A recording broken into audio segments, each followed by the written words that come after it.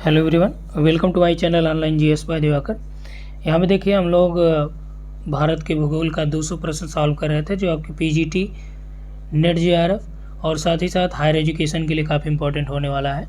यहाँ पे हमने 100 प्रश्नों को देख लिया था और आगे नेक्स्ट 100 प्रश्नों को देखेंगे और इसको हम लोग डिटेल में देख रहे हैं। चूँकि जो पीजीटी का है, आप देखेंगे कि ज़्यादातर जो रेशियो रहता है प्रश्नों का वो इंडियन ज्योग्राफी यानी भारत के भूगोल से या ज्योग्राफी ऑफ इंडिया से ज़्यादा रहता है। जैसे आपने टीजीटी का जो पेपर हुआ उसको आप लोगों ने देखा ही होगा, वहाँ पे 18 से 20 प्रश्न जो है भारत के भूगोल से ही था।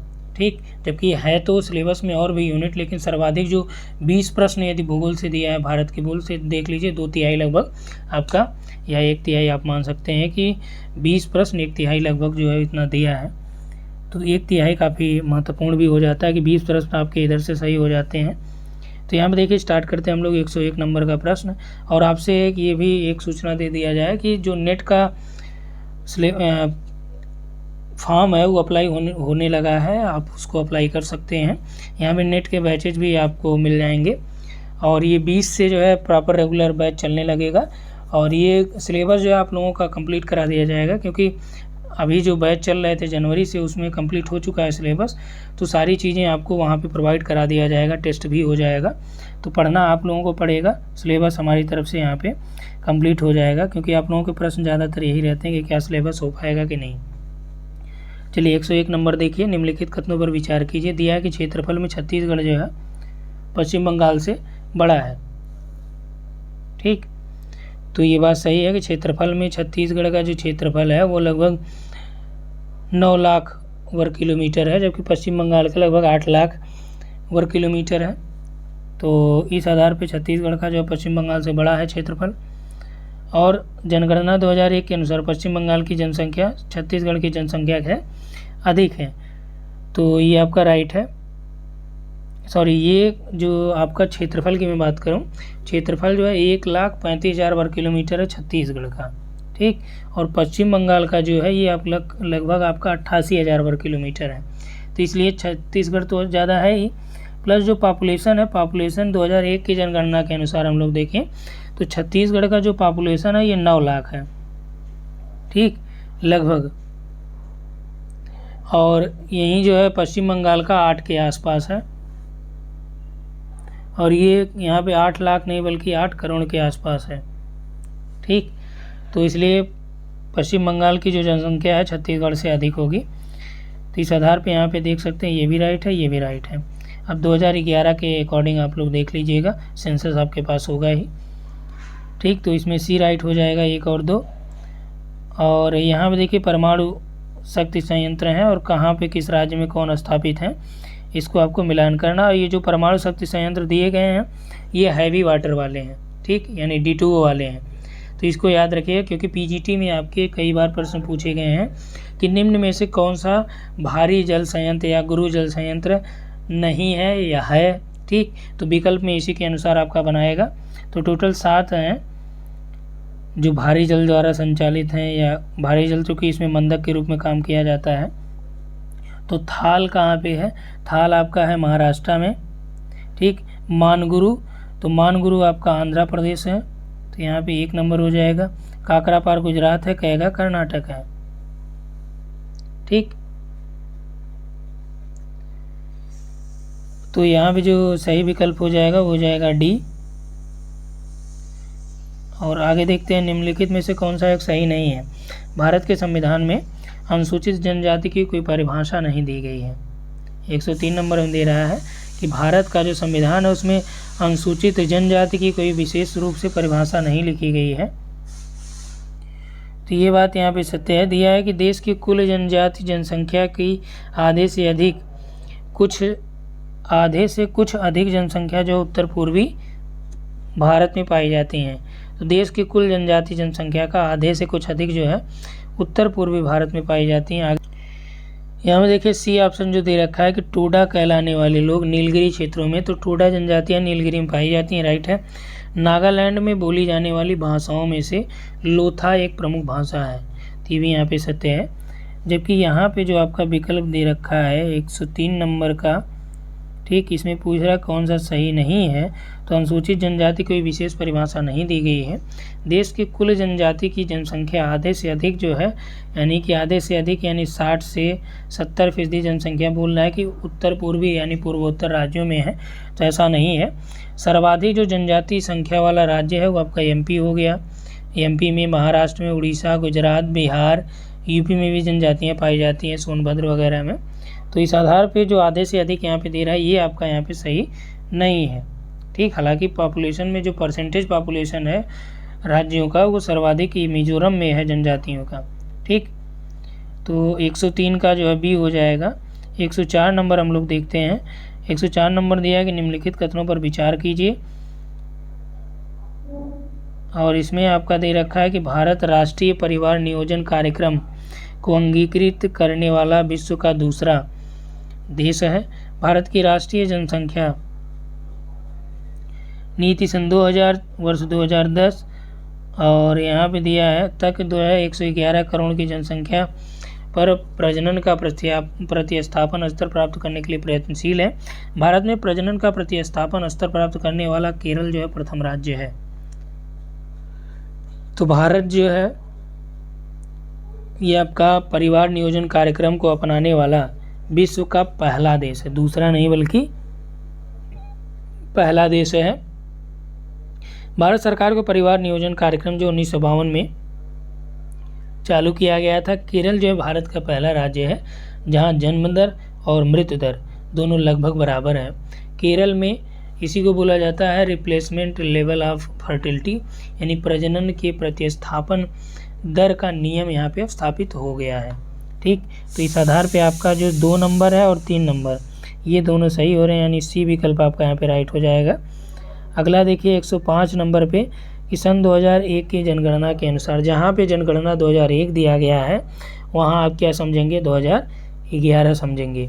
ठीक, और उसको आप अपने सेंसर से अपडेट भी कर लीजिएगा। दिया है कि अपनी कुल जनसंख्या में अनुसूचित जातियों की जनसंख्या जो सर्वाधिक प्रतिशत वाला राज्य बिहार है। कौन सा कथन सही है ये पूछ रहा है। तो अनुसूचित जातियों की सर्वाधिक प्रतिशतता वाला राज्य जो है बिहार है। अगला देखिए मिजोरम भारत का सबसे कम जनसंख्या वाला राज्य है। केंद्र शासित क्षेत्रों में से पांडिचेरी का महिला पुरुष अनुपात सबसे अधिक है। ठीक, तो यहाँ पे जो दिया गया है तो 2001 की जनगणना के अनुसार केंद्र शासित प्रदेशों में पांडिचेरी का महिला पुरुष जो लिंगानुपात है ये सर्वाधिक है। ठीक, जबकि अन्य का इससे कम ही पाया जाता है। तो 2001 की जनगणना के अनुसार ये आपका राइट है, 105 नंबर का ही सही है। 106 देखिए, इसमें भी 2001 की जनगणना से प्रश्न है कि भारत के निम्नलिखित राज्यों में से किसकी जनसंख्या उत्तर प्रदेश के बाद सबसे अधिक है। तो यूपी के बाद जो सर्वाधिक जनसंख्या रखता है वो कौन सा है, आपका महाराष्ट्र राज्य है। ठीक, आगे देखिए यहाँ पे निम्नलिखित कथनों में से कौन सा एक सही नहीं है। तो यहाँ पे कौन सा सही नहीं है कि दिया है कि पश्चिमी घाट उत्तरी क्षेत्र में अपेक्षाकृत अधिक ऊंचाई पर है।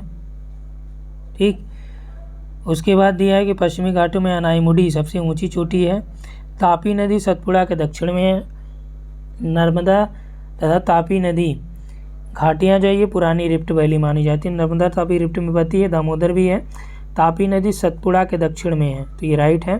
ठीक, नर्मदा यहाँ पे है और विंध्याचल यहाँ पे है। सतपुड़ा ये है, तापी ये बहती है। ठीक, तो यदि प्रश्न आए कि विंध्याचल और सतपुड़ा के मध्य कौन सी नदी घाटी है, तो नर्मदा नदी घाटी पाई जाती है। ठीक, ये क्लियर हुआ। तो यहाँ पे आपका जो हो जाएगा कि कौन सा एक सही नहीं है। पश्चिमी घाट सबसे ऊंची, क्या पूरे दक्षिण भारत की सबसे ऊंची आपका अनाईमुडी है। तापी नदी सतपुड़ा के दक्षिण में है। ठीक, जो यहाँ पे दे रखा है कि पश्चिमी घाट उत्तरी क्षेत्र में अपेक्षाकृत अधिक ऊंचाई पर है, तो ये आपका यहाँ पे गलत दे रहा है, क्योंकि आप देखेंगे कि दक्षिण का जो पार्ट है ये सर्वाधिक ऊंची चोटियाँ इसी में पाई जाती हैं। तो जो पश्चिमी घाट है ये दक्षिण में ज़्यादा ऊंचा है। नर्मदा और तापी की घाटी यानी इस घाट का जो रिफ्ट बहने वाली प्रमुख नदियां हैं वो क्या करती हैं, अरब सागर में गिर जाती, खंबात खाड़ी के पास। तो इसमें जो राइट आंसर 107 का हो जाएगा ये हो जाएगा।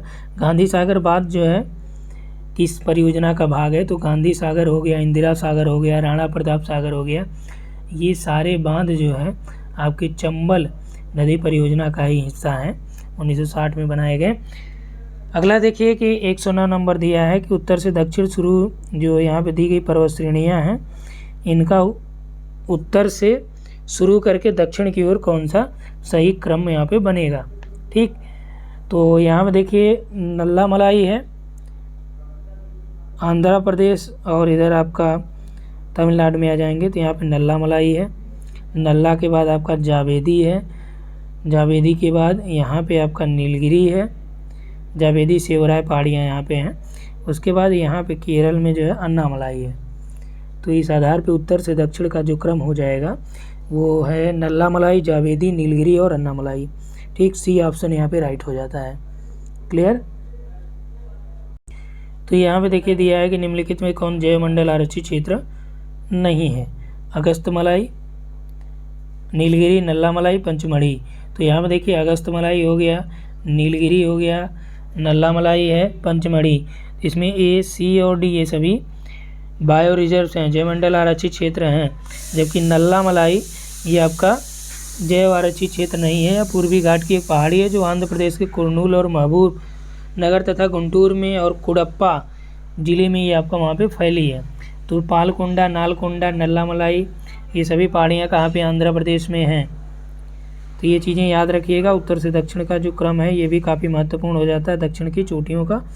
और सारे प्रश्न हमने आपको नोट्स में भी कराए हैं, कोर्स में भी हो चुका है। भारतीय नगरों में सामान्य वार्षिक वर्षा का सही अवरोही क्रम कहाँ पे होता है। तो वार्षिक वर्षा के दृष्टि से हम लोग देखें तो सर्वाधिक जो वर्षा होगी, जो विकल्प में दिया है यहाँ पे आपका कोच्चि हो जाएगा। कोच्चि के बाद जो कहाँ पे होगी, कोलकाता में होगी। ठीक, कोलकाता के बाद आपका जो बारिश प्राप्त होगी वो पटना में होगी, फिर आपका दिल्ली में होगी। ठीक, क्योंकि जैसे जैसे आप उत्तर की ओर बढ़ेंगे बारिश की जो मात्रा है वो धीरे धीरे घटती जाएगी। ठीक, तो सबसे पहले मानसून आप जानते हैं केरल में ही आता है, और सर्वाधिक वर्षा भी इसी दक्षिण पश्चिम मानसून की अरब सागर शाखा से ही भारत में हो पाती है। 112 नंबर देखिए कौन सा उत्तर प्रदेश के सीमावर्ती हैं। तो उत्तर प्रदेश की सीमा पर स्थित कौन से राज्य हैं। तो उत्तराखंड हो गया, और आपका हिमाचल भी आ जाता है उत्तर पश्चिम में हरियाणा है, दिल्ली और राजस्थान है, दक्षिण में मध्य प्रदेश है, दक्षिण पूर्व में छत्तीसगढ़ है, और पूर्व में आपका बिहार एवं झारखंड इससे लगता है। तो यहाँ पे देखिए पंजाब की सीमा जो है इससे नहीं लगती, हरियाणा की लगती है। ठीक, तो यहाँ पे जो आपका विकल्प हो जाएगा वो हो जाएगा, एक को हटा दीजिए, छत्तीसगढ़ और राजस्थान और झारखंड इनकी मिलती है, भी हो जाएगा। अगला देखिए बिजली घर के बारे में दिया गया है, राज्य में कौन सा कहाँ पे सुमेलित है। काठ गोदाम या कोट गोदाम या काठ गोदाम जो है यहाँ पे कोठागुंडम होना चाहिए था। ठीक, तो कोठागुंडम ये आपका आंध्र प्रदेश में है, रायचूर कर्नाटक में है, मेट्टूर जो है तमिलनाडु में है, बानकबोरी या बाकबोरी ये गुजरात में है। ठीक, इस आधार पे जो आपका राइट आंसर हो जाएगा बी हो जाएगा। अगला देखिए 114 नंबर दिया है, निम्न कथनों पर विचार कीजिए। इसमें दिया है कि मौन घाटी जो है राष्ट्रीय वन नल्लामलाई श्रेणी में पाए जाते हैं। तो राइट है ये कि मौन घाटी जो राष्ट्रीय वन है ये नल्लामलाई बल्कि अन्नामलाई श्रेणियों में पाए जाते हैं। ठीक, तो नल्लामलाई की जगह ये अन्नामलाई में पाए जाते हैं, केरल और तमिलनाडु की सीमा पर पाए जाते हैं, जबकि नल्लामलाई जो है आंध्र प्रदेश में स्थित है। अगला देखिए मौन घाटी राष्ट्रीय वन के निकट पत्थरकट डागू जल विद्युत परियोजना बनाने का प्रस्ताव है। तो ये आपका सही बात है। कुंती नदी मौन घाटी के वर्षा प्रचुर वनों से उद्भूत होती है। तो कुंती नदी जो है ये मौन घाटी से ही निकलती है। तो यहाँ पे भी आपका ये राइट है, ये भी राइट है, ये रॉन्ग है। तो 2 और 3 यानी सी ऑप्शन राइट हो जाएगा। अगला देखिए सूची 1 और 2 को मिलान करना है। राष्ट्रीय पार्क है बोंडला वन्यजीव अभ्यारण्य कहाँ पे है। तो बोंडला ये आपका गोवा में है। कांगेर घाटी राष्ट्रीय पार्क ये आपका छत्तीसगढ़ में है। औरंग राष्ट्रीय पार्क या अभ्यारण्य ये असम का है औरंग। ठीक, ऊषा कोठी वन्यजीव अभ्यारण्य ये उड़ीसा का है ऊषा कोठी। इस आधार पर राइट आंसर 115 का आपका हो जाएगा बी। ठीक, अगला देखिए 116 में दिया गया है, समस्त स्मारकों पर विचार कीजिए। चंपानेर, पावागढ़ पुरातत्व उद्यान, छत्रपति शिवाजी रेलवे स्टेशन मुंबई, और यहाँ पे देखिए मामल्लपुरम है, सूर्यकोण या सूर्य मंदिर कोणार्क। इसमें कह रहा है कौन सा जो है यूनेस्को की विश्व विरासत स्थल में सम्मिलित हैं। तो यहाँ पे यूनेस्को की जो विश्व विरासत स्थल है उसमें देखा जाए तो ये चूँकि तत्कालीन ये प्रश्न आपका 2005 के आसपास का है, तो इस आधार पे यहाँ पे हम लोग देखेंगे तो इसका जो मामल्लपुरम हो गया, सूर्य मंदिर है, और आपका चंपारण पावागढ़ पार्क है, महाराष्ट्र का छत्रपति शिवाजी टर्मिनल है, ये सारे जो है यूनेस्को की सूची में शामिल किए गए हैं। ठीक, तो इस आधार पे 1, 2, 3 और 4 ये सभी यूनेस्को की विश्व विरासत में आएंगे। अगला देखिए भारतीय रेल। अब आपको क्या करना है, विश्व विरासत स्थलों का गूगल कर लीजिए, कितने हैं, नए कितने शामिल किए, ये सारे काम आपके हैं, क्योंकि कुछ आपको भी यहाँ पे करना है। भारतीय रेल से संबंधित निम्नलिखित कथनों पर विचार कीजिए। उत्तर पश्चिम रेलवे का मुख्यालय कहाँ पे है? जोधपुर में। ठीक, उसके बाद दिया है इंडरेल पास एक इच्छानुसार यात्रा टिकट है, विशेषतः स्वतंत्रता सेनानी और भारत के किसी खेल में प्रतिनिधित्व करने वाले खिलाड़ियों के लिए उपलब्ध है। फेयरी क्वीन विश्व की सबसे पुराने चालू इंजन को प्रयोग करने वाली गाड़ी है तथा भारतीय रेल इसके द्वारा वन्य जीवन तथा विरासत स्थलों की यात्रा भी कराता है। तो यहाँ पे जो आपका राइट आंसर हो जाएगा, केवल 3 यहाँ पे सही है।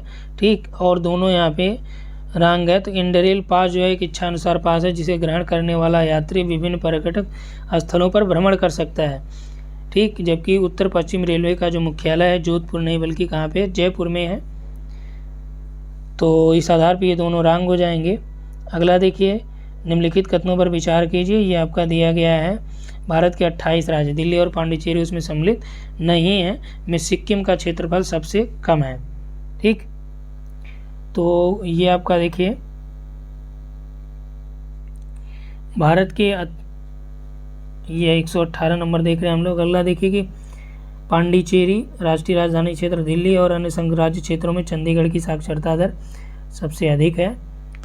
उसके बाद यहाँ पे दिया गया है कि भारत में 28 राज्य, दिल्ली और पांडिचेरी उसमें सम्मिलित नहीं है, में उत्तर प्रदेश के बाद सबसे अधिक जनसंख्या महाराष्ट्र की है। ठीक, तो यहाँ पे जो आपका राइट आंसर हो जाएगा,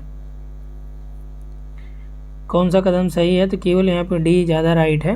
ठीक, ये आपका 2006 का प्रश्न है, उस संदर्भ में हम लोग बात कर रहे हैं कि 2011 का आपका आंकड़ा रहेगा। तो सर्वाधिक जनसंख्या यूपी का था उस समय, उसके बाद एमपी था यानी महाराष्ट्र था। तो इस आधार पे आपका देखिए यहाँ पे महाराष्ट्र की है, तो ये आपका ठीक है। अगला जो यहाँ पे दे रखा है कि क्षेत्रफल की दृष्टि से सबसे छोटा राज्य जो है गोवा है, सिक्किम नहीं बल्कि गोवा है। ठीक, और जो सर्वाधिक साक्षरता है संघराज्य क्षेत्रों की 2001 के अंतर्गत बात करें तो लक्षद्वीप का है। ठीक, संघ शासित प्रदेशों में तो यहाँ पे चंडीगढ़ दे रखा है और पांडिचेरी का, तो जबकि है लक्षद्वीप। क्लियर हुआ, तो इसमें केवल डी राइट हो जाएगा। सूची 1 और 2 को मिलान करना है। हस्तशिल्प केंद्रों के बारे में, मोन कहाँ पे है, तो मोन आपका नागालैंड में है। नलबाड़ी आपका असम में है। नेसघाट अरुणाचल प्रदेश में है या नेतरहाट। तो तूरा आपका कहाँ पे है, ये मेघालय में है। तो इस आधार पे जो राइट आंसर हो जाएगा वो ए हो जाएगा। अगला देखिए, इसमें दिया गया है कि पेट्रोनाट एलएनजी लिमिटेड मंगलोर में एक और एलएनजी टर्मिनल लगा है, और यहाँ पे दिया है ड्रेजिंग कॉरपोरेशन ऑफ इंडिया का मुख्य कार्यालय विशाखापत्तनम में है। राइट है ये। नारवा पहाड़ खान भारतीय यूरेनियम निगम लिमिटेड द्वारा संचालित की जाती है, ये भी यहाँ पे सही है। पेट्रोनाट एलएनजी लिमिटेड का टर्मिनल जो है दाहेज, कोच्चि और गंगावरम में है, मंगलोर में नहीं है। तो यहाँ पे 2 और 3 केवल सही हो जाएंगे। अगला 121 में देखिए, यहाँ पे आपका 120 तक देख लिया गया। 121 में देखते हैं, भारत में प्रत्येक राज्य सरकार में अपने राज्य में विद्युत अपीली न्यायाधिकरण स्थापित किया गया है।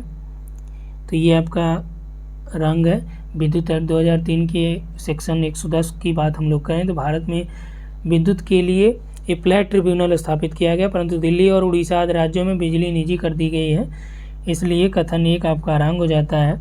भारत में बिजली की उपप्रेषण और वितरण प्रणाली का कोटि उन्नयन त्वरित बिजली विकास एवं सुधार कार्यक्रम का एक घटक है। तो ये आपका राइट है, तो इसमें बी हो जाता है। अगला देखिए घाटी दिया गया है, उसको मैच कराने के लिए दिया है। ठीक, तो यहाँ पे घाटी जो मुरखा घाटी या मरखा घाटी कहाँ पे है, तो जम्मू कश्मीर में है। और जुकू घाटी आपका कहाँ पे है, तो जुकू घाटी आपका नागालैंड में है। सांगला घाटी, सांगला हिमाचल की है। युयांग आपका सिक्किम की है। कहीं के यूथांग देगा, युयांग देगा, तो कहाँ पे है, सिक्किम की। घाटियाँ हमने आपको कराया नोट्स में, देखिए घाटियों का भी नोट्स हमने स्पेशली आपको प्रोवाइड कराया है। ठीक, तो इससे क्या होगा कि यहाँ पे डी आंसर राइट हो जाएगा। अगला देखिए कौन सा सही नहीं है। महानदी का उद्गम जो है छत्तीसगढ़ से होता है, या छत्तीसगढ़ में होता है। तो यहाँ पे देखिए सिहावा पहाड़ी है, जो आपका अमरकंटक से लगभग 74 किलोमीटर दक्षिण में स्थित है। वहीं से आपका महानदी निकलती है। तो यहाँ पे अगला जो दिया गया, गोदावरी नदी का उद्भव महाराष्ट्र में होता है। तो गोदावरी नदी का जो उद्भव है ये कहाँ पे होगा, महाराष्ट्र में है, पश्चिमी घाट में। अगला देखिए कावेरी नदी का उद्भव आंध्र प्रदेश में। तो कावेरी जो है कर्नाटक के कुर्ग जिले से निकलती है, यानी ब्रह्मगिरी पहाड़ी से निकलती है। तो ये रॉन्ग हो जाएगा, यही सही नहीं है। तापी का उद्भव मध्य प्रदेश के बैतूल जिले से है, बैतूल तालाब वहाँ पे है। तो तीनों सही हैं, जबकि सी रॉन्ग है। तो सी यहाँ पे इस प्रश्न का उत्तर हो जाएगा। अगला देखिए वन्यजीव अभयारण्य और सीमावर्ती नगर। चंद्रप्रभा, चंद्रप्रभा आपका वाराणसी में है, यानी यूपी में। करेरा, करेरा ये आपका झांसी में है। ठीक, और जयसमंद, जयसमंद राजसमंद कहाँ पे हो जाएगा आपका, ये उदयपुर में हो जाएगा। नाहरगढ़, तो नाहरगढ़ आपका जयपुर में हो जाएगा। ठीक, तो यहाँ पे जो राइट आंसर आपका हो जाएगा वो हो जाएगा सी। अगला 125 में देखिए भारत में उत्तर से दक्षिण की ओर जाते समय जो है नदियों का सही अनुक्रम कौन सा है। उत्तर से दक्षिण जाते और जो नदियों का क्रम है वो देखिए श्योक आती हैं, श्योक के बाद जास्कर है, जास्कर के बाद स्पीति नदी, स्पीति के बाद सतलज नदी है। तो श्योक है, जास्कर, स्पीति, यानी बी राइट हो जाएगा यहाँ पे। ठीक, श्योक जो उत्तरी लद्दाख और जास्कर लद्दाख के दक्षिण उत्तर पूर्वी भाग में, स्पीति हिमालय के काजा में, और सतलज जो है कैलाश पर्वत से निकलकर हिमाचल और पंजाब में ये सब प्रवाहित होती हैं। निम्न जिलों में से किसी एक में हाल ही में हीरा युक्त किम्बरलाइट का बृहद भंडार मिला। तो किम्बरलाइट कहाँ पे मिला है, तो किम्बरलाइट आपका रायपुर के पयाली व छत्तीसगढ़ में बेहराड़िम जो क्षेत्र है वहाँ पे खोजे गए हैं। तो इसमें रायपुर राइट हो जाएगा। अगला देखिए हाल ही में इस्पात उद्योग के संदर्भ में कौन सा कथन सही है, इस पर विचार कीजिए। तो यहाँ पे दिया है वाइजैक स्टील प्लांट जो है मिनी रत्न घोषित हो चुका है, वाइजैक। अगला यहाँ पे दिया है इसको का सेल के साथ विलय हो गया है। ठीक, तो कौन सा सही उत्तर यहाँ पे पूछ रहा है। तो यहाँ पे देखिए इसको का सेल के साथ विलय हो गया, राइट है। वाइजैक को स्टील प्लांट में मिनी रत्न कंपनी घोषित किया गया है, 2006 में इसे बनाया गया था। तो इसमें आपका राइट आंसर हो जाएगा, 1 और 2 दोनों सही हैं। 1940 के दशक में निर्मित स्टील वेल रोड जो हाल में चर्चा में था, यानी 2007 में उस समय ये चर्चा था। स्टील वेल रोड जो है ये किससे संबंधित है, कहाँ से है। ठीक, तो ये भारत में लेडो और म्यांमार से होकर चीन में कुमिंग तक जाता है। ठीक, लेडो और म्यांमार से होकर जो है चीन में कुमिंग तक जाता है। ये स्टील वेल सड़क का जो निर्माण है ये द्वितीय विश्व युद्ध के समय अमेरिकियों के द्वारा किया गया था। ये सड़क म्यांमार से होकर जाती थी। अगला है टॉप स्लिप नाम से किसे जाना जाता है। तो टॉप स्लिप जो कहते हैं वो आपका इंदिरा गांधी वन्यजीव अभयारण्य या राष्ट्रीय उद्यान को टॉप स्लिप के नाम से जाना जाता है, क्योंकि यहाँ पे नेशनल पार्क जो ये हैं समुद्र तल से लगभग 300 मीटर की ऊंचाई पर पश्चिमी घाट पर स्थित है, जो अन्नामलाई पर्वत श्रेणी का ही हिस्सा है। इसलिए ये ऊंचाई पे होने की वजह से इसे टॉप स्लिप बोला जाता है। ठीक, डी राइट हो जाए। सेवराय पहाड़ी कहाँ पे है, तो जो जावेदी हैं सेवराय ये पहाड़ियाँ तमिलनाडु के सेलम ज़िले में है। तो ये लगभग 50 वर्ग किलोमीटर क्षेत्र में फैली हुई हैं। अगला देखिए 131 में काली नदी भारत के दक्षिण पूर्वी भाग में बहने वाली नदी है। और दिया है कि दक्कन पठार अपने पश्चिम किनारे पर उच्चता पर है और पूर्व में बंगाल की खाड़ी की दिशा में उसके जो ढाल है वो मंद प्रवणता का है। तो कारण तो आपका राइट है। जबकि काली नदी जो है ये आपका दक्षिण भारत में पश्चिम की ओर प्रवाहित होने वाली नदी है। काली नदी जो है ये आपका अरब सागर की तरफ जाती है, तो इसलिए कथन ये आपका रंग हो जाएगा। यहाँ पे दिया पूर्व की ओर नहीं बल्कि पश्चिम की ओर बहती है काली नदी, तो इसमें डी राइट हो जाएगा, ये गलत है, डी सही, आर सही है। निम्नलिखित राजमार्गों में से कौन सा एक महाराष्ट्र, छत्तीसगढ़ और उड़ीसा से होकर जाता है? तो महाराष्ट्र, छत्तीसगढ़ और उड़ीसा से होकर जो आपका जाता है नेशनल हाईवे नंबर 6 है। गुजरात, महाराष्ट्र, छत्तीसगढ़, उड़ीसा, झारखंड, पश्चिम बंगाल से होते हुए लगभग 2000 किलोमीटर इसका लंबाई है। फिलहाल वर्तमान में सभी नेशनल हाईवे को चेंज कर दिया गया है और इसके डेटा आपको प्रोवाइड कराए गए हैं। ये डेटा लगभग 42 पेजेज में है, जिसको याद करना मुश्किल है। मुश्किल क्या, ये बात ये मान के चलिए कि जो टॉप मोस्ट वाले हैं वही आप याद कर लीजिए, ये संभव नहीं है। 42 पेज आप रट डालिए और प्रश्न एक आध पूछ देगा, नहीं तो नहीं पूछता है। ठीक, तो इसलिए इन चीज़ों को देखते रहिए, क्योंकि हो सकता है कि ये आपका पिछले वाले डाटा से दे दे, तो आप यहाँ पे ये चीज़ें कर ले जाएं। नए डाटा से देगा तो ये मुश्किल होगा करना। चलिए अगला देखते हैं। बालाघाट हीरे की खानों के लिए प्रसिद्ध है, मझगवां मैग्नीज भंडारों के लिए जाना जाता है। ठीक, तो बालाघाट जो है ये हीरे के लिए नहीं बल्कि मैग्नीज के लिए जाना जाता है। जो मझगांव है ये मैग्नीज के भंडार के लिए ना होकर बल्कि हीरे के लिए जाना जाता है। तो ये दोनों एक दूसरे के क्या हैं, अपोजिट हैं, तो इसलिए ना तो एक और ना तो दो सही होगा। बालाघाट का मैग्नीज हो जाएगा, मझगवां का हीरा हो जाएगा। ठीक, अमरकंटक से कौन नदी का उद्गम होता है? तो दामोदर है, नर्मदा, तापी और महानदी। तो यहाँ पे देखिए अमरकंटक से जो है नर्मदा नदी का उद्गम होता है, ये चीज़ें याद रखिएगा, क्योंकि महानदी जो निकलती है ये अमरकंटक के दक्षिण में है, लगभग 74 किलोमीटर दूर, वहाँ सिहवा पहाड़ी है, वहाँ से निकलती है।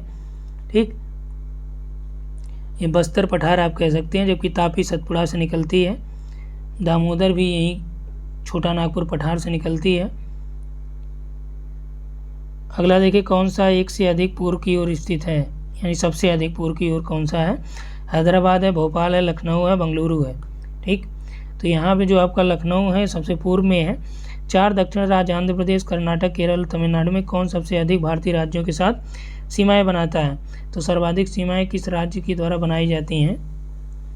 तो यहाँ पे देखिए कि आंध्र प्रदेश और कर्नाटक भारत के अधिकतम राज्यों के साथ ये सीमा बना लेते हैं। तो फिलहाल तमिलनाडु जो तेलंगाना है वो यहाँ से आपका अलग कर दिया गया है।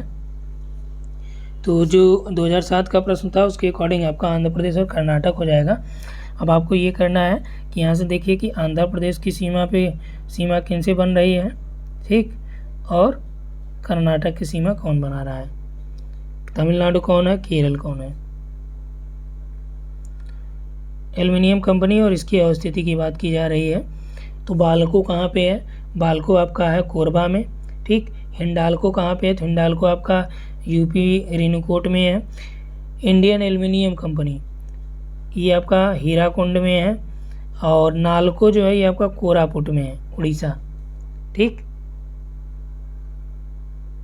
तो इस आधार पे जो राइट आंसर हो जाएगा बी हो जाएगा। कौन सा बस्तर क्षेत्र में स्थित है राष्ट्रीय उद्यान?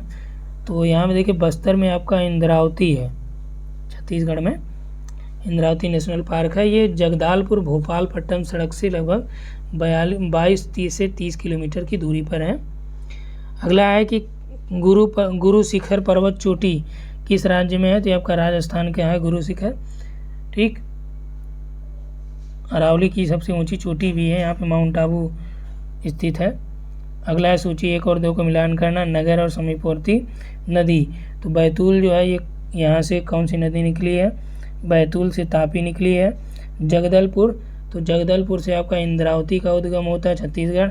जबलपुर, तो जबलपुर जो है ये आपका किससे संबंधित है? जबलपुर नर्मदा नदी से है।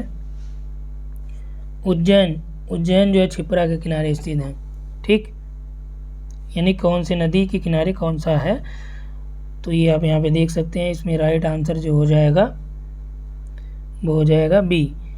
अगला देखिए 141 में इसमें दिया है कि भारत में रेड पांडा प्राकृतिक रूप से केवल पश्चिम हिमालय में पाया जाता है। तो ये आपका रंग हो जाएगा, पश्चिम नहीं बल्कि पूर्वी हिमालय में है। और अगला दिया है कि स्लो लोरिस उत्तर पूर्व के सघन वनों में रहता है। तो ये राइट है, स्लो लोरिस जो है असम के उत्तर पूर्वी सघन वनों में रहता है। तो यहाँ पे केवल 2 सही हो जाएगा। निम्नलिखित राज्यों में से किसी का जनघनत्व सबसे कम है।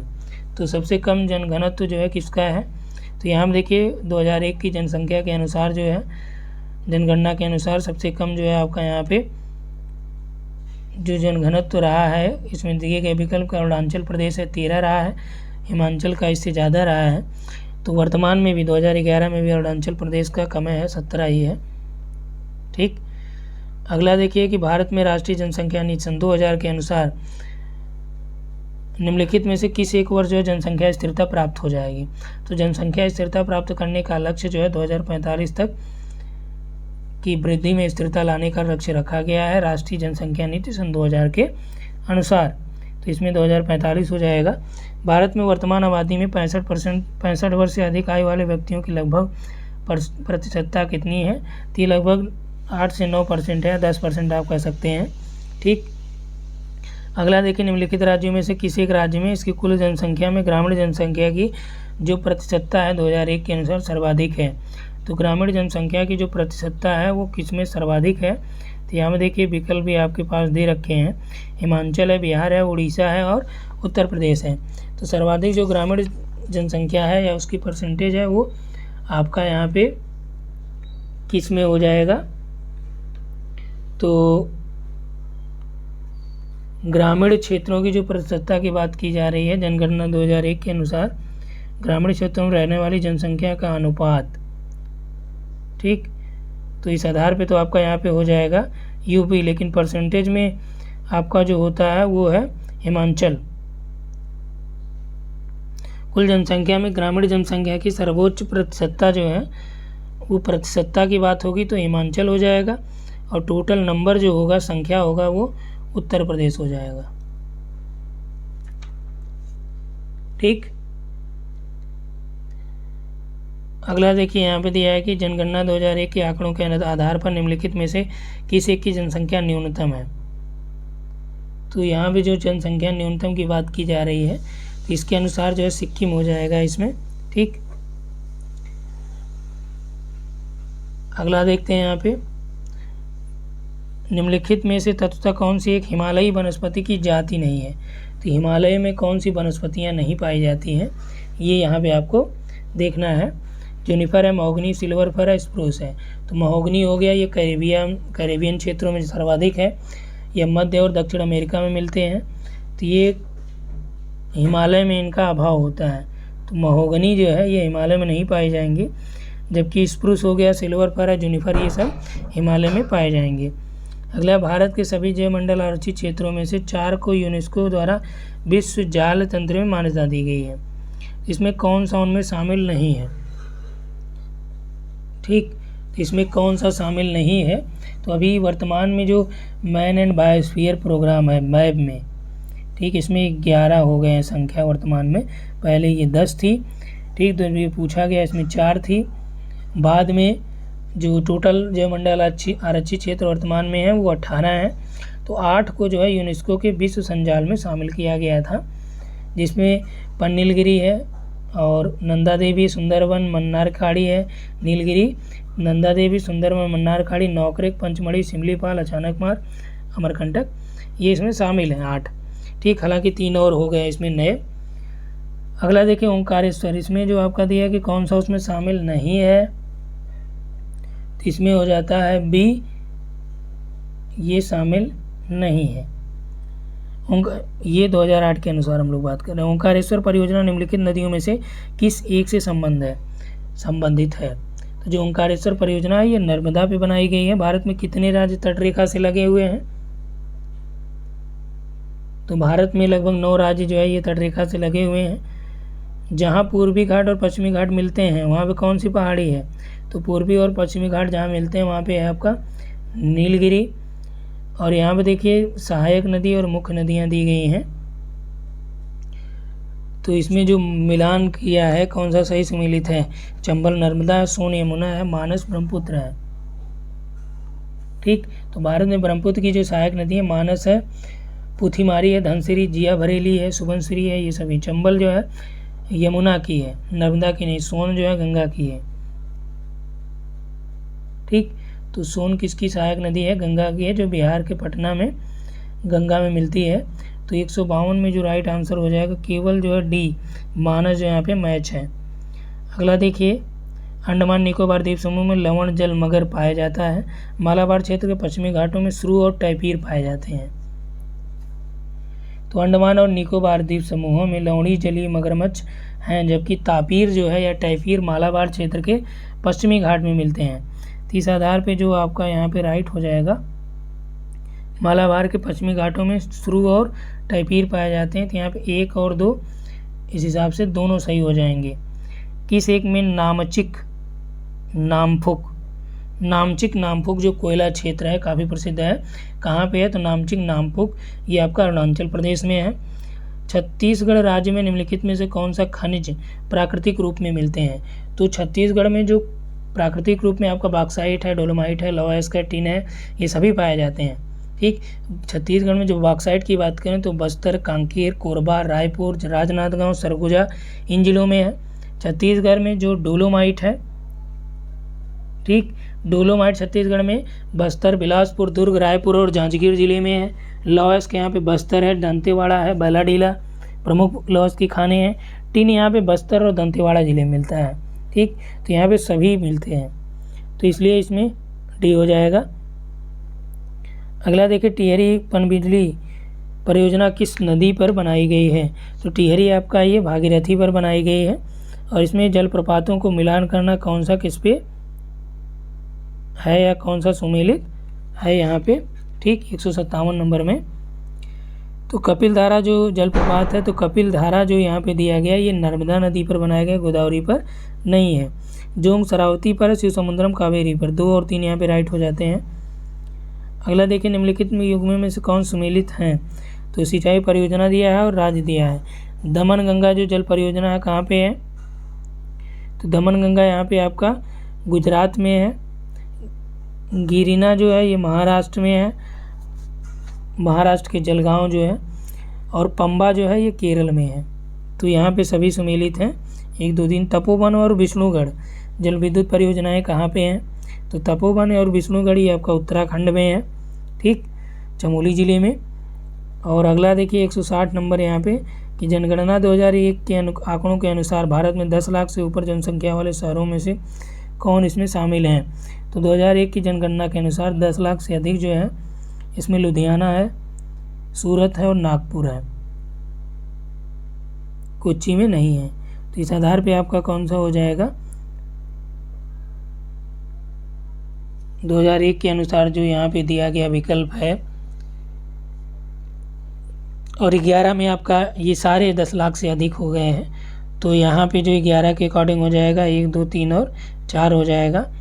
जबकि 2001 के अनुसार जो विकल्प दिया गया है ये कभी इसमें सुमेलित नहीं है, तो इसमें डी भी आप लगा सकते हैं। कोच्चि का भी वर्तमान में हो ही गया है। अगला देखिए, निम्नलिखित में से किस एक में राष्ट्रीय उद्यानों की संख्या अधिकतम है? तो जो विकल्प है अंडमान निकोबार, अरुणाचल प्रदेश, असम और मेघालय। तो इसमें सबसे अधिक जो राष्ट्रीय पार्क हैं वो अरुणाचल में है, लेकिन इसके बाद मेघालय और असम आता है राज्यों की बात करें तो, ठीक। और टोटल हम लोग बात करें तो अंडमान निकोबार में यहाँ पे लगभग 10 के आसपास हैं, और एमपी है यहाँ पे भी 10 हैं। फिलहाल यहाँ पे टोटल ये राष्ट्रीय उद्यान और बायो रिजर्व सब मिला के हैं, लेकिन नेशनल पार्क की बात करें तो सर्वाधिक जो है अरुणाचल प्रदेश में है, ठीक। फिलहाल यहाँ पे जो आपका राइट आंसर हो जाएगा वो हो जाएगा अंडमान और निकोबार द्वीप समूह। तो यहाँ पे जो सबसे अधिक नेशनल पार्क हैं वो अंडमान निकोबार द्वीप समूह में रहे हैं, ठीक। तो यहाँ पे आप देखेंगे, और अरुणाचल प्रदेश में जो बात करें तो ये आपका लगभग तीसरे से चौथे नंबर पे आ जाता है। फिलहाल वर्तमान में कई यहाँ पे राष्ट्रीय उद्यान हो गए हैं, ठीक। फिलहाल नंबर ऑफ जो नेशनल पार्क्स हैं वो सर्वाधिक अंडमान में है। फिर आपका राज्यों की बात करेगा तो एमपी है, टोटल बात करेगा, अगर अंडमान दिया है तो अंडमान लगाइए, एमपी दिया है तो एमपी लगाइए, क्योंकि दोनों में लगभग बराबर बराबर हैं।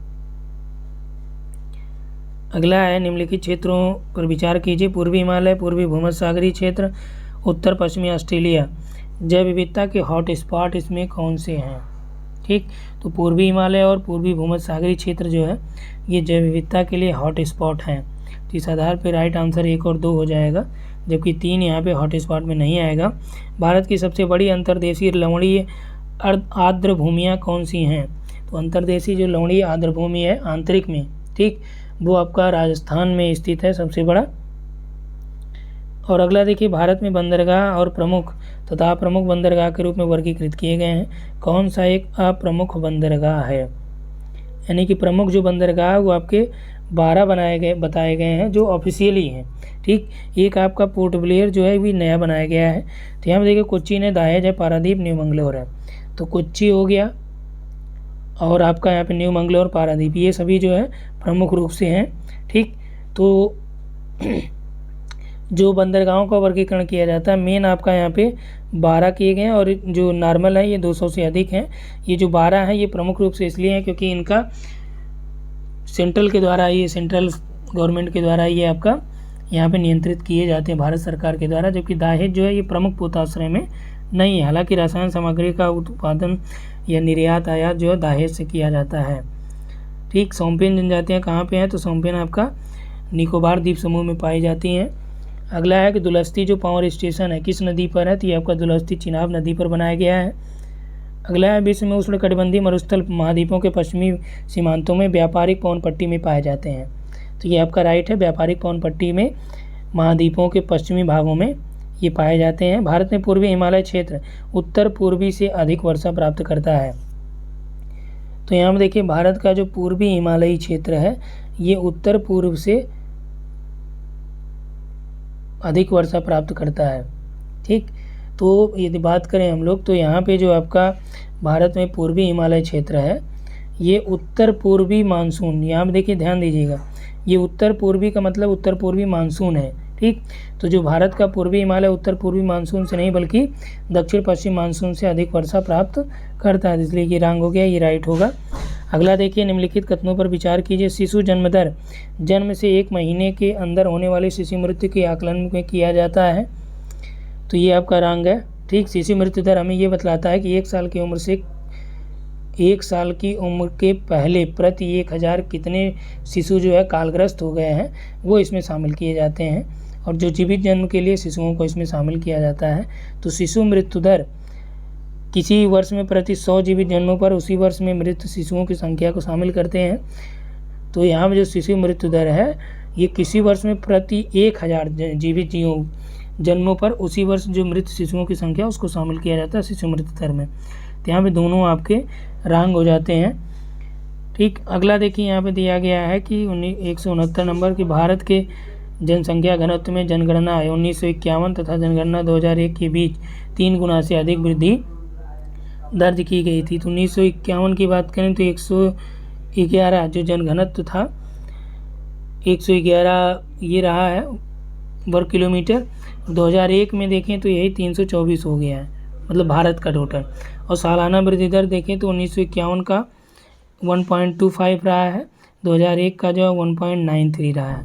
ठीक, तो इस हिसाब से हम लोग देखें तो न तो ए सही है न तो 2 नंबर सही है, क्योंकि यहाँ पे वार्षिक वृद्धि दर 1951 तथा जनगणना 2001 के बीच दोगुनी अंतर। तो यहाँ पे देखिए 1.25 रहा है, ये 1.93 रहा है, तो यहाँ दोगुनी अंतर तो है नहीं। ठीक, और यहाँ पे दिया है कि 3 गुना है, 117 यहाँ पे है तो 1951 में, 2001 में आपका कितना है 324 रहा है, वर्तमान में है 382 2011 के अनुसार जनघनत्व भारत का। ठीक, तो यहाँ पे देखिए ये यदि देखा जाए तो ये 3 गुने से कम है। ठीक, तो ये हो जाएगा लगभग 351 के आसपास 3 गुना। तो यदि 2011 जोड़ता तो 3 गुने से अधिक यहाँ पे हो जाता। तो इस आधार पे आपका यहाँ पे हो जाएगा डी 169 नंबर में। ठीक, अगला देखिए 170 नंबर, किस नदी का उद्गम स्थल भारत में नहीं है? तो यहाँ पे जो आपका सतलज नदी है ये भारत में नहीं है बल्कि मानसरोवर झील के समीप जो है राक्षस ताल से निकलती है। और शिवकिला दर्रे के पास से भारत के हिमाचल में प्रवेश करके प्रवाहित होती है। अगला, निम्न में से किस एक स्थान से भारत की 2 महत्वपूर्ण नदियों का उद्गम होता है, जिनके उत्तर की तरफ जो प्रवाहित होती है बंगाल के खाड़ी की तरफ प्रवाहित होने वाली दूसरी महत्वपूर्ण नदी में ये मिलती है और दूसरी अरब सागर की तरफ प्रवाहित होती है। तो ये संदर्भ ये किस नदी के संदर्भ में कहा गया है। तो इसमें देखिए अमरकंटक से यहाँ पे 2 नदियाँ निकलती हैं, जिसमें सोन नदी जो है उत्तर की ओर प्रवाहित होते हुए गंगा में मिल जाती है तथा नर्मदा जो है पश्चिम की ओर प्रवाहित होते हुए अरब सागर में गिर जाती है। तो यहाँ पर देखिए क्या बोला है कि 2 महत्वपूर्ण नदियाँ हैं, एक उत्तर की ओर प्रवाहित होती है बंगाल की खाड़ी की तरफ प्रवाहित होने वाली दूसरी महत्वपूर्ण नदी में मिल जाती है। तो यहाँ पे दूसरी महत्वपूर्ण नदी गंगा होगी, पहली आपकी ब्रह्मपुत्र है, दूसरी अरब सागर में जो है प्रवाहित हो जाती है। तो अरब सागर में कौन निकलती है, तो अमरकंटक से 3 नदियाँ हैं। एक अमरकंटक से दक्षिण में आपका सियावा पहाड़ी से निकलती है महानदी, और अमरकंटक से स्पेशली जो नर्मदा और सोन नदी निकलती हैं। तो ये राइट आंसर ही हो जाएगा। निम्नलिखित कथनों पर विचार कीजिए। भारत में थोरियम के कोई निक्षेप नहीं पाए जाते हैं। तो भारत में थोरियम के निक्षेप हैं मोनाजाइट। केरल में मोनाजाइट वालुका में यूरेनियम होता है, यूरेनियम बल्कि थोरियम होता है। तो ये भी दोनों गलत यहाँ पे हैं, तो डी आंसर हो जाएगा यहाँ पे राइट। चलिए अगला प्रश्न देखते हैं। इसमें दिया है कि केरल में पूर्व की ओर प्रवाहित होने वाली नदियाँ नहीं हैं। तो केरल में आपका पेरियार नदी जो है ये पूर्व की ओर प्रवाहित होने वाली नदियाँ हैं। कबिनी है, भवानी है, पाम्बान है, ठीक, सॉरी पूर्व नहीं बल्कि पश्चिम की ओर।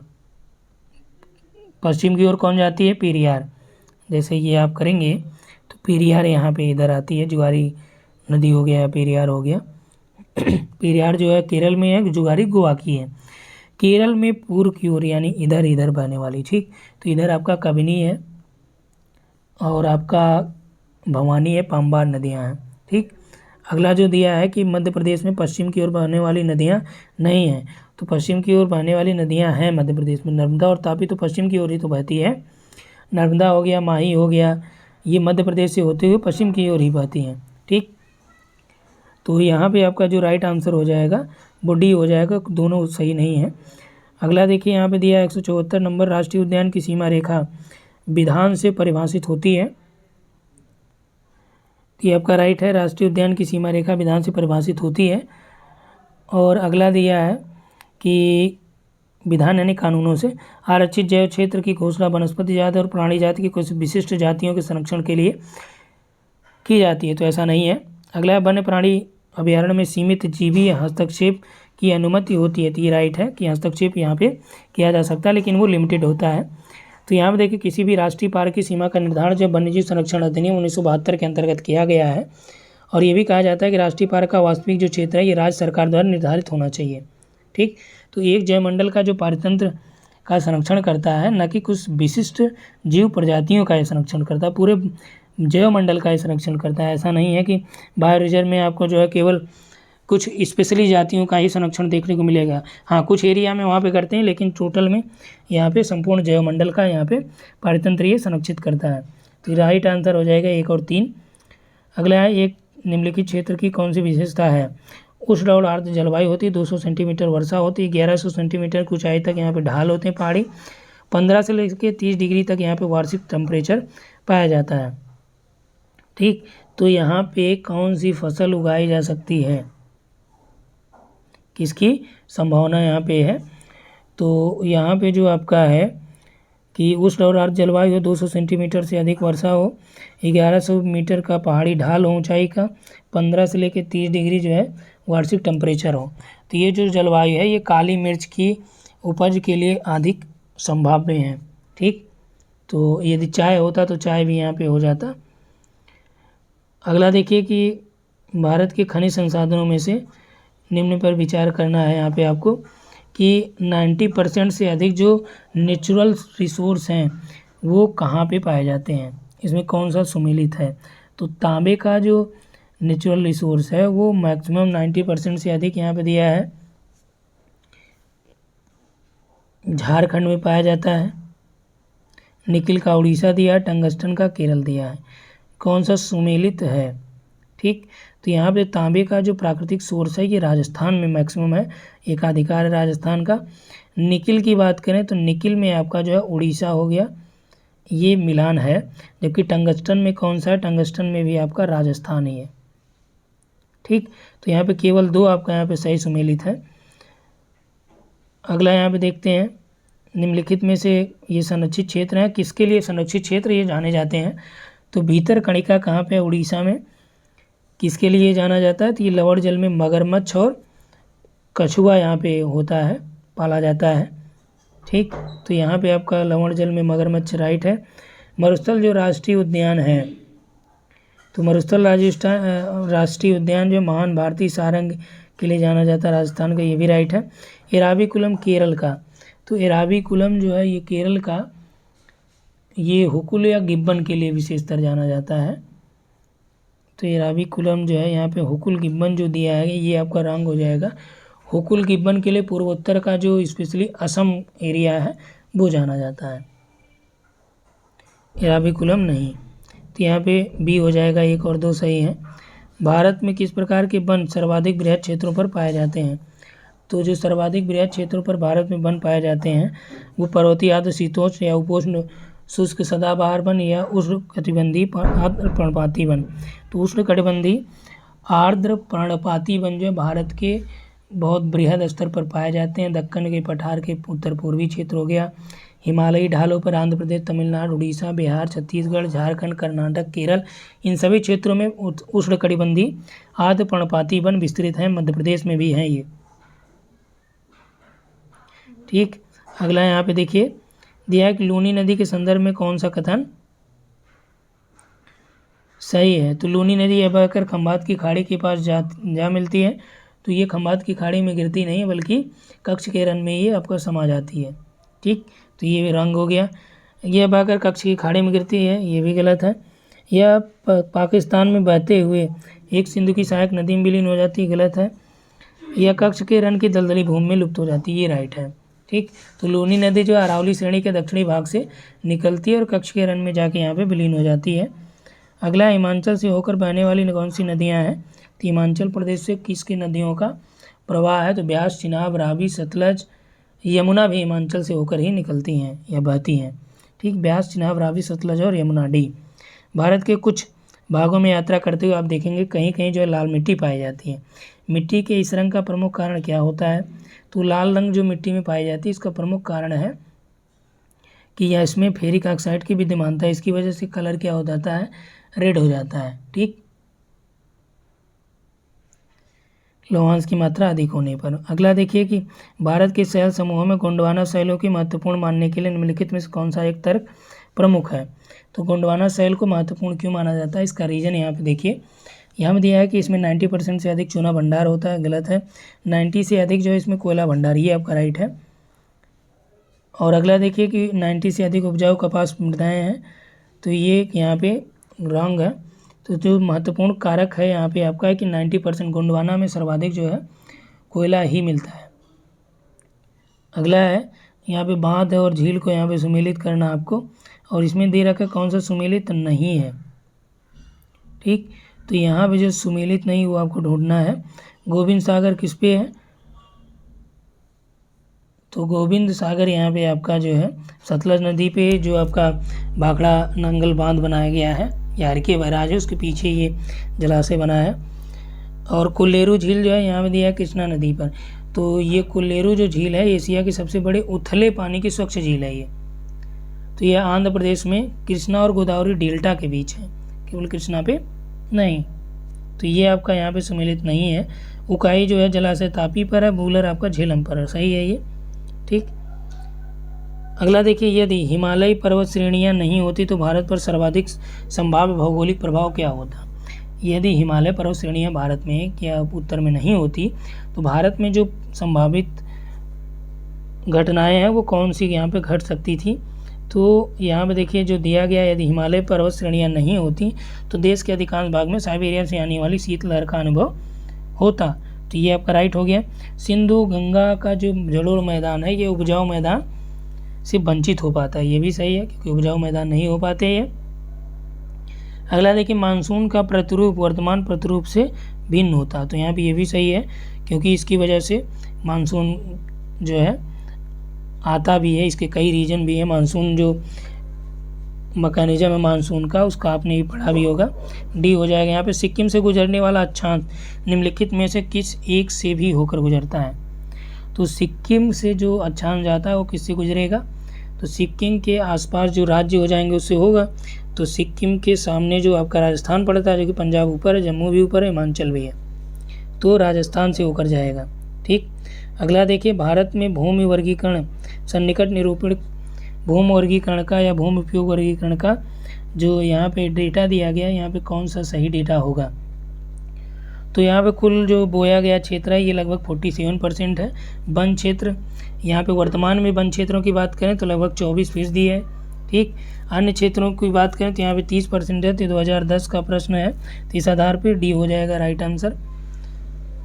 अगला देखिए, किसके द्वारा भारत में उत्तर पूर्वी एशिया के बीच नौ संचालन समय और दूरी अत्यधिक कम हो जाएगी? ठीक। मलेशिया और इंडोनेशिया के बीच जो मलक्का जलडमरू मध्य है उसको और अधिक गहरा बना दिया जाए तब, या सियाम खाड़ी और अंडमान सागर के बीच जो भूसंधि जलडमरू मध्य के पार जो है एक नई नहर बना दिया जाए। ठीक।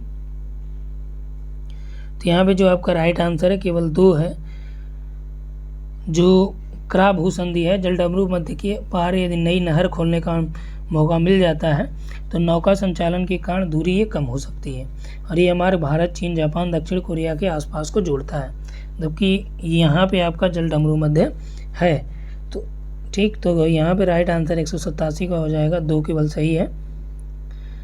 अगला देखिए, यहाँ पे गंगा के निचले मैदान में यह विशेषता है कि यहाँ वर्ष भर जलवायु जो उच्च तापमान और आर्द्रता यहाँ पे बनी रहती है। क्षेत्र के लिए निम्नलिखित फसलों में से कौन सा जो है फसल सबसे उपयुक्त है?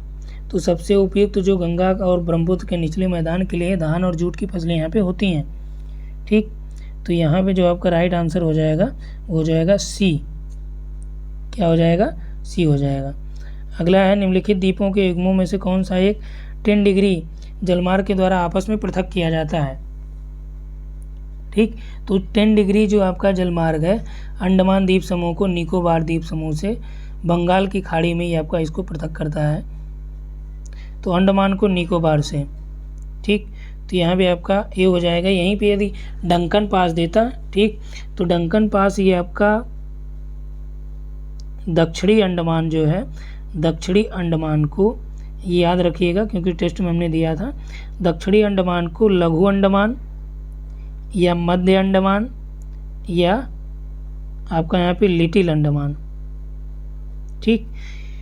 लिटिल, लघु या मध्य, इनसे जो है डंकन पास क्या करता है? अलग करता है, इनके बीच स्थित है। ठीक। तो अगला देखिए, तिब्बत में उत्पन्न होने वाली ब्रह्मपुत्र, इरावदी और मेकांग नदियाँ अपनी ऊपरी घाटी में संकीर्ण और समांतर पर्वत श्रेणियों में प्रवाहित होकर इन नदियों में ब्रह्मपुत्र भारत में प्रविष्ट होने से ठीक पहले अपने प्रवाह में एक यू टर्न लेती है। वह यू टर्न क्यों लेती है? ठीक। तो यू टर्न लेने का प्रमुख कारण क्या है? तो यहाँ पे आपका देखिए, वलित पर्वत श्रेणियों के उत्थान के कारण, भूवैज्ञानिक तरुण हिमालय के अक्ष संगी नमन के कारण। यहाँ पे जो है अक्ष संगी नमन यानी झुकाव है, इसलिए यहाँ पे ब्रह्मपुत्र नदियाँ मोड़ ले लेती हैं, जो कि तिब्बत से आने वाली ब्रह्मपुत्र हो गया, इरावदी होगा, मेकांग हो गया, ये अपने ऊपरी पाटों में संकीर्ण होती हैं, समांतर श्रेणियों से बहती हैं। ब्रह्मपुत्र नदी का भारत में प्रवेश जो है ये नमचा बरगवा पहाड़ी के पास से एक यू टर्न है, जो भू वैज्ञानिक यानी जियोलॉजिकल तरुण हिमालय के समय यहाँ पे अच्छी नमन देखा गया है। ठीक। तो यहाँ पे राइट आंसर आपका 190 में बी हो जाएगा। अगला देखिए, भारत के निम्न में से एक राज्य की विशेषताएं हैं। उत्तरी भाग जो शुष्क और अर्धशुष्क है, मध्य में कपास उत्पादन होता है, खाद्य फसलों की तुलना में यहाँ पे नकदी फसलों की खेती अधिक होती है। तो यह बात किस राज्य के लिए है? तो ये आपका गुजरात के लिए है, क्योंकि इसका उत्तरी भाग अर्ध और शुष्क है। ठीक। अगला देखिए, 192 में भारत का एक विशेष राज्य है जो इन निम्न विशेषताओं से युक्त है। इसमें दिया है कि यह उसी अक्षांश पर स्थित है जो उत्तरी राजस्थान से होकर जाता है। ठीक। अगला है कि 80% से अधिक वन क्षेत्र, यहाँ पे जो इसका क्षेत्र 80% से अधिक ये वनावरण है। और अगला दिया है 12% से अधिक वनाच्छादित क्षेत्र जो इस राज्य के संरक्षित क्षेत्रों के अंतर्गत आते हैं। तो यह कौन सा है? असम है, अरुणाचल है, हिमाचल है उत्तराखंड। तो पहला जो स्टेटमेंट है कि यह उत्तरी अक्षांश राजस्थान के उत्तरी भाग से इसका अक्षांश जाता है। तो यहाँ पे देखिए असम से वो तो जाएगा नहीं, हिमाचल से भी नहीं जाएगा, उत्तराखंड से भी नहीं, अरुणाचल से होकर जाएगा। तो यहाँ पे आपका जो हो जाएगा अरुणाचल प्रदेश है। अगला देखिए, भारत में आर्द्र भूमियों के संदर्भ में निम्न कथनों विचार कीजिए। आर्द्र भूमियों के अंतर्गत भारत के कुल भौगोलिक क्षेत्र का अन्य राज्यों की तुलना में गुजरात का जो एरिया है वो सर्वाधिक है। तो ये राइट है। भारत में तटीय आर्द्र भूमि का कुल भौगोलिक क्षेत्र आंतरिक आर्द्र भूमि के कुल भौगोलिक क्षेत्र से अधिक है। तो ये आपका जो दिया गया है 193 नंबर का, तो ये आपका रंग हो जाएगा 193 में जो राइट आंसर हो जाएगा वो हो जाएगा केवल ए। अगला देखिए, जब आप हिमालय की यात्रा करेंगे तो आपको क्या चीज़ें देखने को मिलेगी। तो गहरे खंड, यू घुमाव वाले नदी मार्ग, समांतर पर्वत श्रेणियाँ, भूस्खलन के लिए उत्तरदायी तीव्र ढाल प्रवणता। ठीक, तो यहाँ पे आपका जो राइट आंसर हो जाएगा कि जब आप हिमालय की यात्रा करते हैं तो गहरे खंड दिखेंगे, यू आकार के नदी मार्ग भी दिखेंगे, समांतर पर्वत श्रेणियाँ भी दिखेंगी, भूस्खलन भी यहाँ पे देखने को मिलेगा।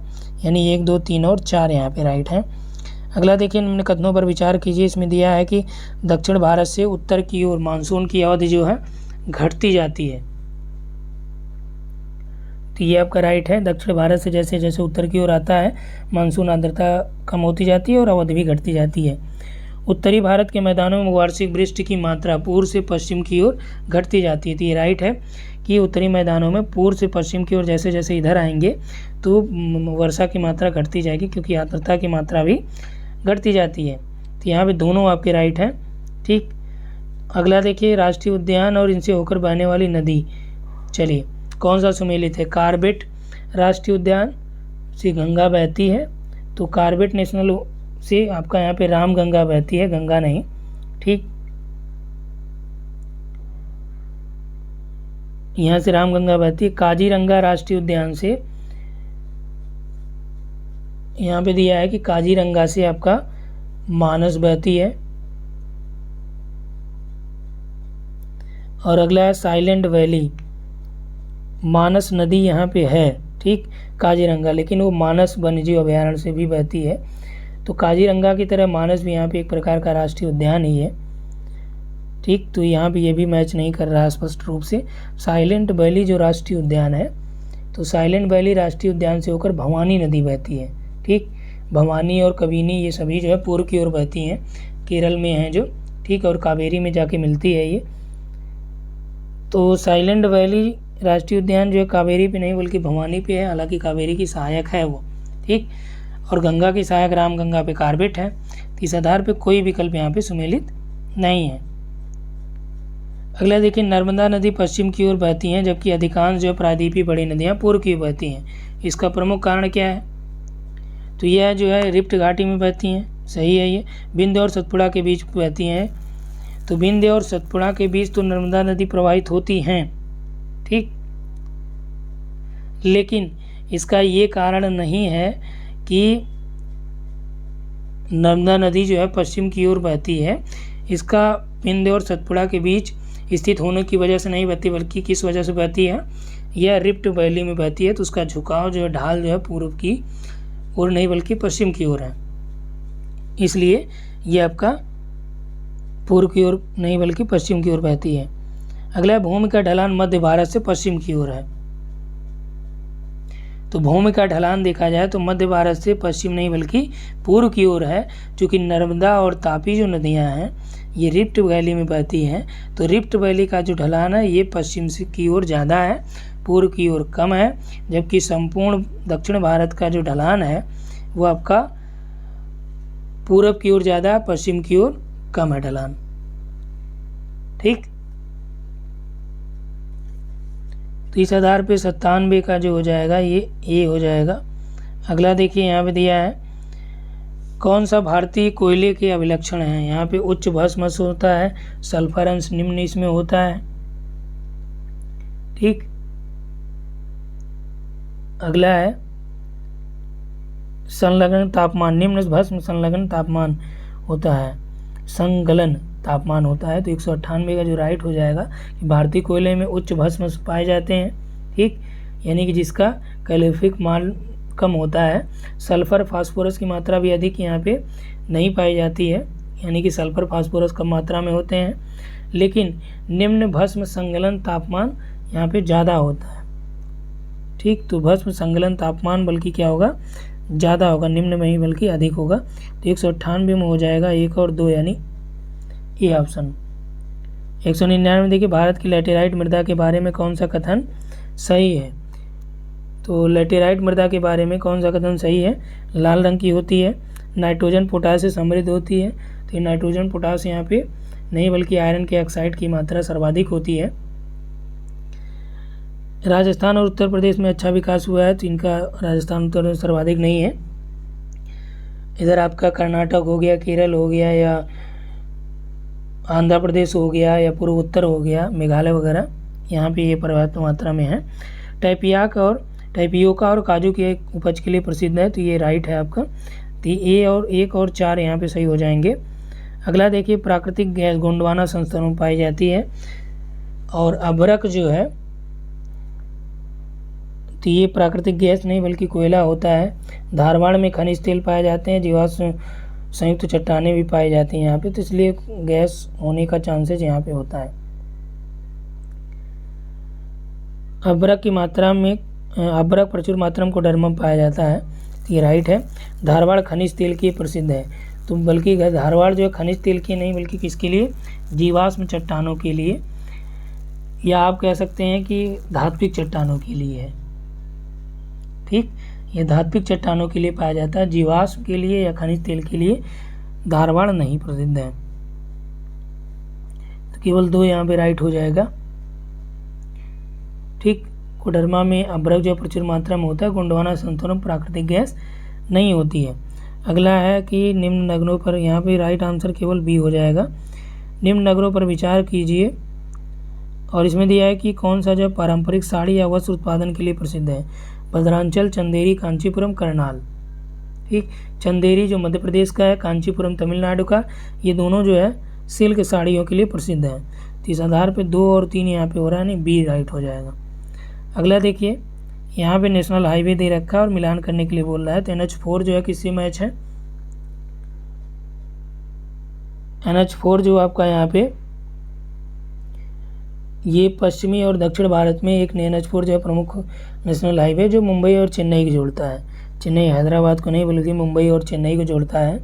NH6 जो है गुजरात, महाराष्ट्र, छत्तीसगढ़, उड़ीसा, झारखंड, पश्चिम बंगाल, इन सभी को जोड़ता है NH6, ठीक। तो यहाँ पे चेन्नई, कोलकाता स्पेशली दिया है, सॉरी मुंबई और कोलकाता दिया, जबकि मुंबई से नहीं, ये आपका गुजरात, महाराष्ट्र, हालांकि मुंबई है इसमें, छत्तीसगढ़, उड़ीसा, झारखंड और पश्चिम बंगाल यानी कोलकाता से होकर गुजरता है। यह सूरत को कोलकाता से जोड़ता है, यानी NH6 जो है सूरत को कोलकाता से, मुंबई को नहीं। NH15 जो है, NH15 ये आपका गुजरात में सामखियाली को पंजाब में पठानकोट से जोड़ता है, तो अहमदाबाद, जोधपुर से नहीं। तो इसमें कोई भी आंसर सही नहीं होगा। अगला देखिए, पवनों के मौसमी उत्क्रमण किसका प्रारूपी अभिलक्षण है। पवनों का जो मौसमी उत्क्रमण है किसका प्रारूपी लक्षण है। मौसमी उत्क्रमण का मतलब मानसूनी हवाएं, ठीक। तो ये आपका राइट हो जाएगा, मानसूनी जलवायु। अगला है, निम्नलिखित कथनों पर विचार कीजिए नदियों के बारे में। अरुणाचल प्रदेश से कौन सी बहती है। तो अरुणाचल प्रदेश से आपका लोहित हो गया, सुबनसिरी हो गया, ये नदियाँ अरुणाचल प्रदेश से होकर बहती हैं। जबकि बराक जो नदी है ये असम से जाती है। तो लोहित और सुबनसिरी अरुणाचल प्रदेश से बहेंगी, तो इसमें बी हो जाएगा। अगला देखिए, निम्नलिखित में विचार करना, आर्द्र भूमियाँ और नदियों का संगम कहाँ पे स्थित है। हरिके जो आर्द्र भूमि है ये कहाँ पे है, ब्यास और सतलज के संगम पर स्थित है, ठीक। तो ये आपका राइट है। केवलादेव घाना पक्षी अभयारण्य, तो केवलादेव जो घाना राष्ट्रीय उद्यान है ये आपका भरतपुर में है, जो पक्षी अभयारण्य है। ये गंभीर और बाणगंगा नामक 2 नदियों के संगम पर है। तो बनास और चंबल नहीं बल्कि गंभीर और बाणगंगा।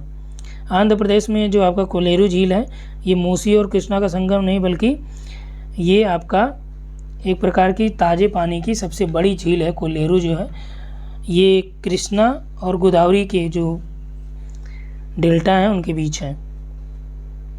तो इस आधार पे आपका 205 का जो राइट आंसर हो जाएगा केवल 1 हो जाएगा। अगला है कार्डमम पहाड़ियाँ। और कार्डमम देखिए, कार्डमम जो है कहाँ पे है, यहाँ पे दिया है कार्डमम पहाड़ियाँ। कार्डमम या इलायची इसे कहा जाता है। ये भारत की दक्षिणतम पहाड़ियाँ हैं जो दक्षिण पश्चिमी घाट का हिस्सा है। ये केरल और पश्चिमी तमिलनाडु में है। तो कोरल मंडल तट पर ये नहीं है। कैमूर जो पहाड़ियाँ हैं, तो कैमूर जो आपका है ये विंध्य श्रृंखला के पूर्वी भाग में स्थित है, जो मध्य प्रदेश और बिहार में आ जाएगा, कोंकण में नहीं है। महादेव एमपी में है, यानी मध्य भारत में आ जाएगा ये आपका। मिकिर जो पहाड़ियाँ हैं ये आपका पूर्वोत्तर में है, असम में है। तो यहाँ पे 3 और 4 ही सही है, ये दोनों रंग हो जाते हैं। तो सी ऑप्शन यहाँ पे राइट हो जाएगा। अगला देखिए, यदि आप हिमालय से होकर यात्रा करेंगे तो आपको वहाँ जो है किस प्रकार के पादपों को प्राकृतिक रूप में उगते हुए दिखने की संभावना है, बांज, बुरुंश और चंदन। तो वहाँ पे यदि देखा जाए तो चंदन जो है दक्षिण भारत में पाया जाता है, बांज और बुरुंश जो है ये हिमालयन वनस्पतियाँ हैं। ठीक, तो 1 और 2 ये राइट हो जाएगा। भारत में चंगपा समुदाय जो है, इसके संदर्भ में कौन से कथन सही हैं? ये मुख्यतः उत्तराखंड में रहते हैं। तो चांगपा ये आपका जम्मू कश्मीर में है। चांगपा जो समुदाय ये जम्मू कश्मीर के जास्कर क्षेत्र में, यानी वर्तमान में आपका लद्दाख में आ जाएगा। यहाँ पे खानाबदोश या तिब्बती जनजातियाँ हैं जो पश्मीना बकरियाँ पालते हैं, और इनकी ऊन जो अच्छी किस्म के होते हैं ये अनुसूचित जनजातियों में आते हैं, एसटी में आते हैं। ठीक, तो ये भी राइट है, अनुसूचित जनजातियों में आते हैं। तो यहाँ पे 2 और 3 सही हैं, बी ऑप्शन हो गया। भारत के एक विशेष क्षेत्र में स्थानीय लोग जीवित वृक्षों की जड़ों का अनुवर्धन करके जलधारा के आर पार सुदृढ़ पुलों में रूपांतरित कर देते हैं। जैसे जैसे समय गुजरता है ये पुल और अधिक मजबूत हो जाते हैं। ये अनोखे जीवित जल पुल कहाँ पाए जाते हैं? तो ये जो जीवित जल पुल है भारत के मेघालय में खासी जनजातियों के द्वारा ये किया जाता है। ठीक, तो यहाँ पे मेघालय हो जाएगा राइट आंसर। अगला है निम्न कथनों पर विचार कीजिए। इसमें अरुणाचल है, हिमाचल, मिजोरम दिया है। उष्णकटिबंधीय आर्द्र सदापर्णी यानी सदाबहार वन कहाँ पे पाए जाएंगे? तो उष्णकटिबंधीय आर्द्र सदाबहार वन जो है हिमाचल में तो नहीं पाए जाएंगे, क्योंकि यहाँ पे 200 सेंटीमीटर से अधिक वर्षा होगी नहीं। तो ये 200 सेंटीमीटर से अधिक वर्षा वाले क्षेत्रों में ही मिलेंगे। ठीक, तो यहाँ पे आपका जो हो जाएगा अरुणाचल प्रदेश और मिजोरम, यहाँ पे देखने को मिलेगा। तो यानी सी ऑप्शन राइट हो जाएगा। यहाँ पे देखिए हम लोगों ने टोटल आपका 110 प्रश्नों का इसमें सॉल्व देख लिया है। तो ये टोटल काफ़ी महत्वपूर्ण प्रश्न है, इसको आप रट डालिएगा एकदम, जो आपके पीजीटी के लिए, नेट जेआरएफ के लिए काफ़ी इंपॉर्टेंट होने वाला है। ठीक, तो इस वीडियो में इतना ही। Thanks for watching. और यदि आप नेट बैचेस से ज्वाइन होना चाहते हैं तो इस नंबर पे आप व्हाट्सअप कर दीजिए, तो वहाँ पे आपको कंप्लीट डिटेल मिल जाएगा। ठीक, थैंक्स फॉर वाचिंग।